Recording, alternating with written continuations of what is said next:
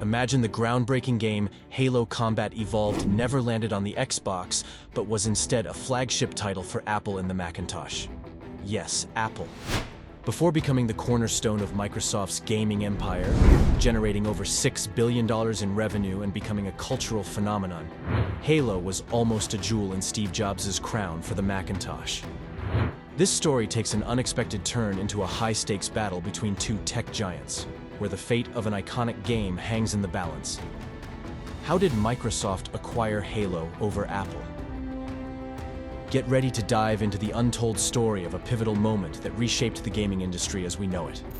As the 2000s were just kicking off, the video game world was at a huge turning point. Big names like Nintendo and Sony were the stars of the show.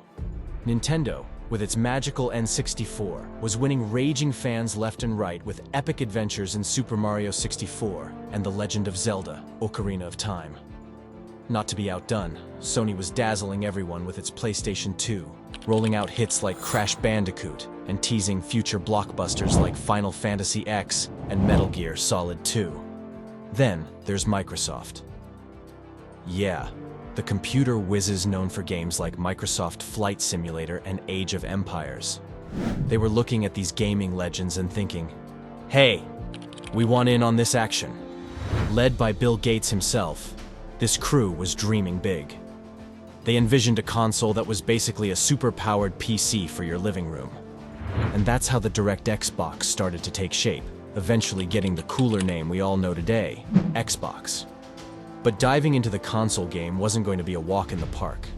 Microsoft had the brains and the big bucks, but breaking into a club dominated by characters like Mario and Crash, that was a whole other game.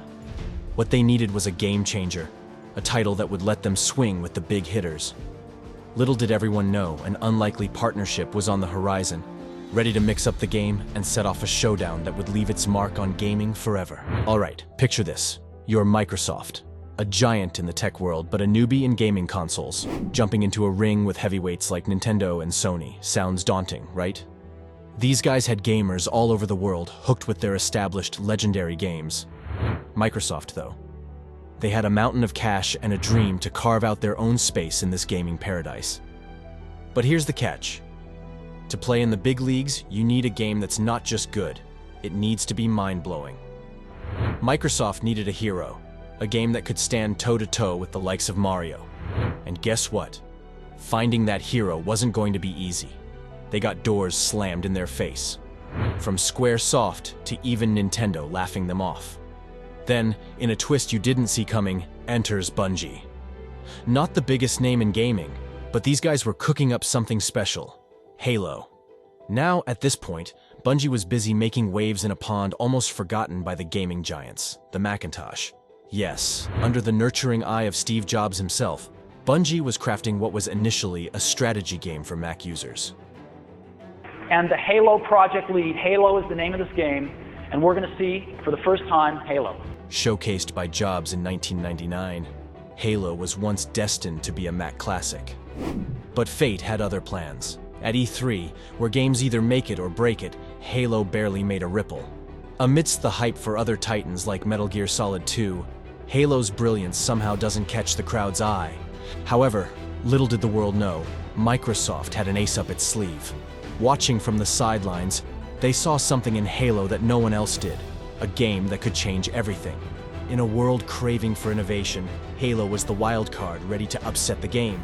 And for Microsoft, this was the moment. The stage was set, the pieces were moving, and the game? It was about to change forever. Okay, hold on to your seats because this is where the story takes a wild turn. Bungie, the brains behind what we know as Halo, hit rough seas.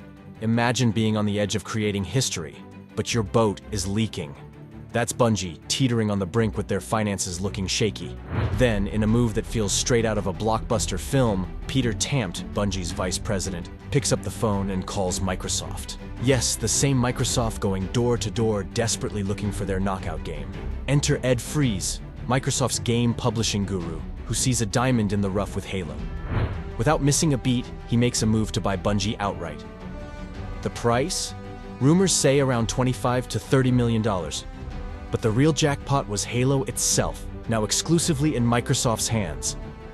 Now, with the ink dry on the deal, Bungie's team switches gears, racing against time to transform Halo from a Mac game into the Xbox legend it was destined to be.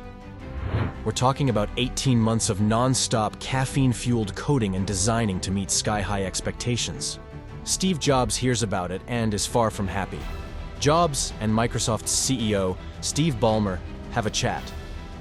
Jobs, infuriated by the news, voices his frustrations loud and clear.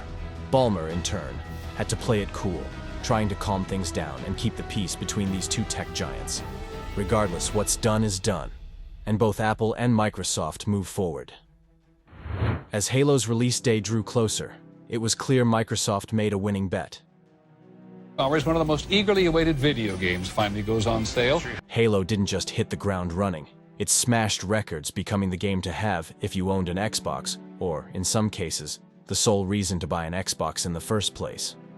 It was the Mario killer, challenging the PS2's throne and rewriting the rules for first-person shooters. With over 65 million Halo games sold, Microsoft's bold move with Bungie wasn't just smart, it was a game-changer.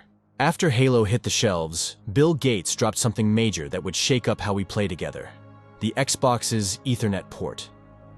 This little tweak was a big deal, turning living rooms into battle arenas where up to 16 pals could link up their Xboxes for epic showdowns, right from their couches. Halo didn't just raise the bar for storytelling in games or multiplayer fun, it blew the roof off, leading the charge into the era of online gaming. But Halo's story leaves us wondering, what if? What if Halo had stayed with Apple, launching on the Mac instead? Could it have reached the same iconic status, or would it have been a what could have been moment? It's all speculation, but one thing's crystal clear. Halo was a game changer, pushing the whole gaming world to level up and think bigger. And hey, if you're hooked by the roller coaster tale of Halo, Microsoft, and Apple, you're going to love our deep dive into another legendary gaming saga. Next up, we're exploring the rise of Nintendo, the company that brought gaming back from the brink of extinction and turned into a household name. Get ready for a journey through Nintendo's groundbreaking moves, the creativity that put them on the map, and how they've shaped our gaming memories. Don't miss this epic story. Check out our next video and see how Nintendo became a gaming legend.